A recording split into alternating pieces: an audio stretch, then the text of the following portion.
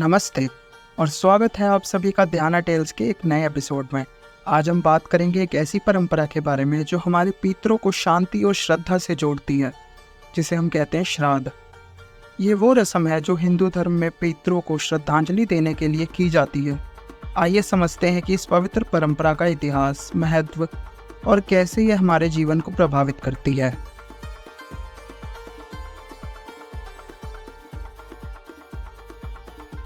तो सबसे पहले समझते हैं श्राद्ध का अर्थ क्या है। संस्कृत में श्राद्ध का मतलब है विश्वास और श्रद्धा से की गई क्रिया। यह रिचुअल पितरों को उनके आफ्टर लाइफ में शांति और सुख प्रदान करता है। हिंदू धर्म के मुताबिक श्राद्ध पितरों के लिए हमारी श्रद्धांजलि होती है।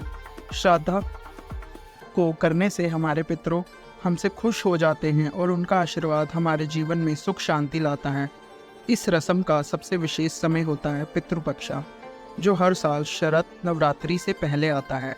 यह समय पितरों को समर्पित होता है, जब पूरी दुनिया के पितरों को एक साथ याद किया जाता है।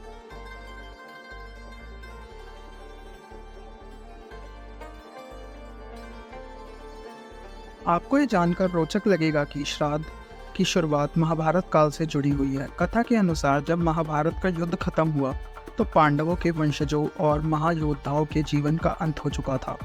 बहुत सी आत्माएं बिना मोक्ष के ब्रह्मांड में भटक रही थी। इस समय महर्षि वेदव्यास ने पितृपक्ष की प्रथा को प्रमुख किया। उन्होंने कहा, अगर अपने पूर्वजों के लिए श्राद्ध और तर्पण किया जाए तो उनकी आत्मा को मोक्ष मिल सकता है।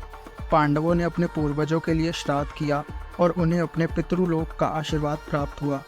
इस प्रथा का प्रारंभ यहाँ से माना जाता है और महाभारत के युद्ध के बाद से पितृपक्ष का महत्व बढ़ गया।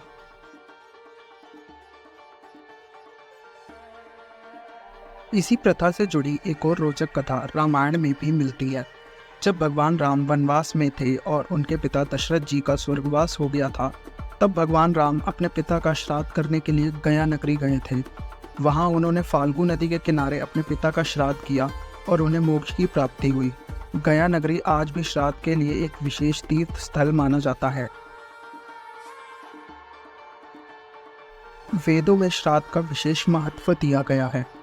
ऋग्वेदा में कहा गया है कि अग्नि के माध्यम से जो भी क्रिया की जाती है वो देवता और पितरों तक पहुंचती है।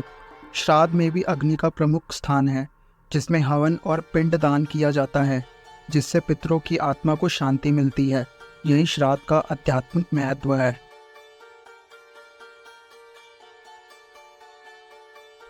इस रस्म को करने वाला व्यक्ति, जिसे कर्ता कहा जाता है, ब्राह्मणों को बुलाता है और उन्हें अपने पिता या पूर्वजों के रूप में सम्मान देता है। पहले कर्ता एक हवन करता है, जिसमें अग्नि और सोम देवताओं को प्रसाद दिया जाता है। यह देवता पितृ रूपी आत्माओं को भोग पहुंचाते हैं। फिर पिंडदान होता है, जिसमें चावल के गोले बनाए जाते हैं और पितरों को अर्पण किए जाते हैं। यह पिंड 3 पीढ़ियों तक दिए जाते हैं: पिता, पिता के पिता और पिता के परपिता। कर्ता ये पिंड अपने पितरों को समर्पित करता है और इन्हें दान कर देता है। एक और विशेष रस्म होती है जो अक्सर देखी जाती है, जो कि आपने भी आमतौर पर देखी होगी। वो है कि कौवों को भोजन देना।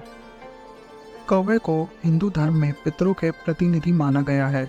कर्ता कौवों को भोजन देता है, यह विश्वास करते हुए कि पितरों तक भोजन पहुंच जाएगा।